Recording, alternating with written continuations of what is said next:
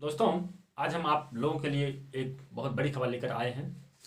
इस समय UP police का जो पेपर लीक हुआ उसको लेकर के अभ्यर्थी आपके लखनऊ इको गार्डन में पहुंच रहे हैं और वहां पर सत्याग्रह आंदोलन छेड़ दिए हैं। बहुत से अभ्यर्थी वहां पहुंच चुके हैं और ये जो आंदोलन है ये सत्याग्रह के नाम से है, यूपी पुलिस सत्याग्रह आंदोलन। तो वहां पर काफ़ी बच्चे पहुंच चुके हैं और मुख्यमंत्री जी से मांग कर रहे हैं कि पेपर दोबारा कराया जाए।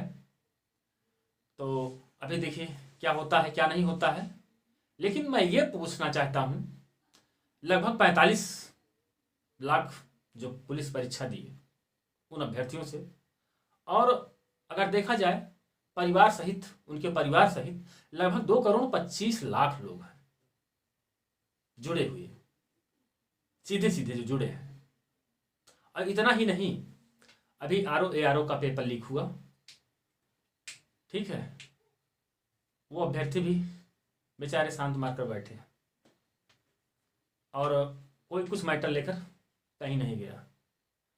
और दूसरी बात हम ये कहना चाह रहे हैं कि ये लोकतंत्र है या फिर राजतंत्र है।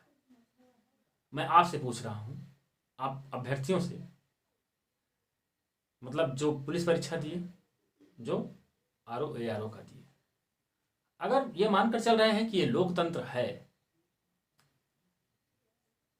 अगर लोकतंत्र है तो उसकी मर्यादा को बनाए रखने के लिए आपको चाहे सत्याग्रह आंदोलन करो, चाहे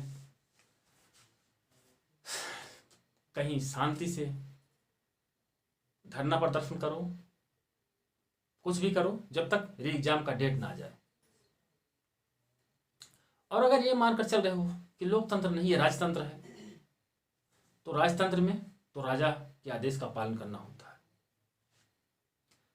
राजा के आदेश का पालन करना होता है। तो अगर राजा बोल दिया कि यही होगा तो वही होगा, शांत मारकर बैठ जाओ। और अगर ये मानकर चल रहे हो कि लोकतंत्र है, क्योंकि 1945 में जब देश आज़ाद हुआ तो उस समय संविधान बनाया गया, उसको बनाने में हमारे महापुरुषों ने 2 वर्ष 11 माह 18 दिन व्यतीत कर दिया, इतना लंबा समय। तो निश्चित रूप से कुछ विशेष चीज़ें हैं उस संविधान में, एक सिस्टम बनाया गया है। इस सिस्टम मतलब ये जो यहाँ की जनता है, इसके लिए जो सिस्टम बनाया गया है कि किस तरीके से रहना है, किस तरीके से क्या करना है, तो वही आपका संविधान है। लेकिन ये इस तरीके से नहीं कि पेपर लीक हो जाए, पेपर आउट हो जाए और सब शांत मारकर बैठ जाएं, कोई बात नहीं, पेपर आउट हुआ है तो जाने दो, फिर से कभी दूसरा वैकेंसी आएगा और फिर दूसरा वैकेंसी आए, फिर पेपर आउट हो जाए। तो इस तरीके से नहीं होना चाहिए। और मेरा मुख्यमंत्री जी से अपील है कि पेपर को निरस्त किया जाए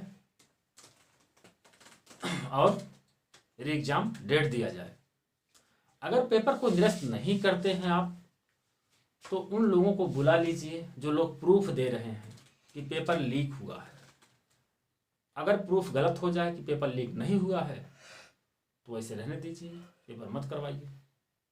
लेकिन अगर प्रूफ सिद्ध हो जाए, आपको ये पता चल जाए कि नहीं पेपर लीक हुआ और ये प्रूफ मिल जाए आपको, तो पेपर तो करवाना ही चाहिए। ये मेरा जो है अपील है माननीय मुख्यमंत्री जी से।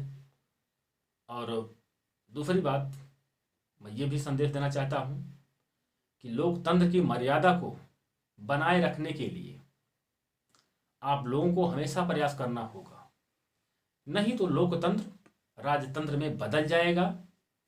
और जिस दिन राजतंत्र में बदल गया उस दिन क्या होगा? भारत पता है कब तक गुलाम था, कब से गुलाम था? हजारों वर्षों तक गुलाम रहा है भारत।